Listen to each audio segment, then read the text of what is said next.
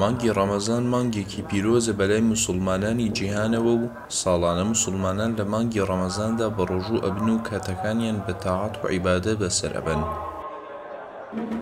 لە ئێستاشدا و لە شاری سلێمانی موسڵمانان بە گرموگوڕیەوە پێشوازیان لە مانگی ڕەمەزان کردووە و بەشێکی هاوڵاتیان کاتەکانیان لە مزگەوتەکاندا بە نوێژکردن و قورئان خوێندنەوە بەسەر ئەبەن.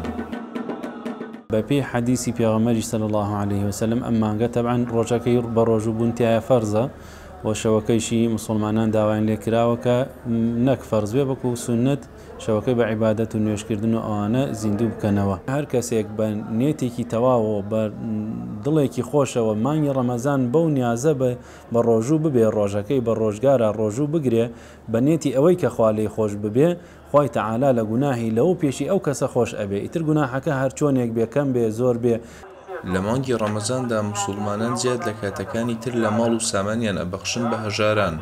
لە کاتێکدا موسڵمانان باوەڕیان وایە ئەو خێر و چاکەیی لەم مانگەدا ئەنجام ئەدرێت بە چەند هێندە ئەژمار ئەکرێت. ئەوانەی کە دارا و هەبوون لە مانگی ڕەمەزانە زەکاتەکانیان دەرئەکەن بە تایبەتی و موسڵمانان بەعام هەمووی بەگشتی سەرفترێش ئەدەن لە ئاخیری ڕەمەزانەوە. ئەمەوە ئەکا کە هەم خۆیان خێر و ئەجوو پاداشی گەوریان دەستکەوێ هەم موسڵمانانیش لە مانگا لەبەر ئەوە بە ڕۆژە ئینسان کە بە ڕۆژوو بوو حەز و ئارەزووی هەیە بۆ خواردن و خواردنەوە ئەوانە حەزێکی زیاتری هەیە لە ڕۆژگاری تری ئاسایی لەم مانگە پیرۆزە دەوڵەمەندەکان یارمەتی فەقیرەکان ئەدەن.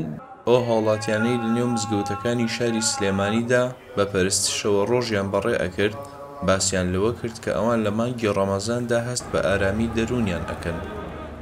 ئەم مانگەم لە هەموو مانگەکان لا پیرۆزترە، یەک لە هەموو مانگەکان خۆشترە، دوو لەبەر ئەوەی بەیانی کە ئێمە دەرەوە من ئەمە جێگەمە نوێژەکانەکەم بە جەماعەت و یەمەوە شوێنی خۆم بۆ تەسبیحات و ئەم مانگە مانگێکە قورئانی تێ هاتوۆتە خوارەوە، ئەم مانگە شەڕی تێ حەرام کراوە، ئەم مانگە کۆمەڵێک تایبەتمەندی خۆی هەیە لە لای خۆی گەورە و ئیسلام ئەبێت پابەند بێ بەو بەرنامانەی خۆی گەورەوە.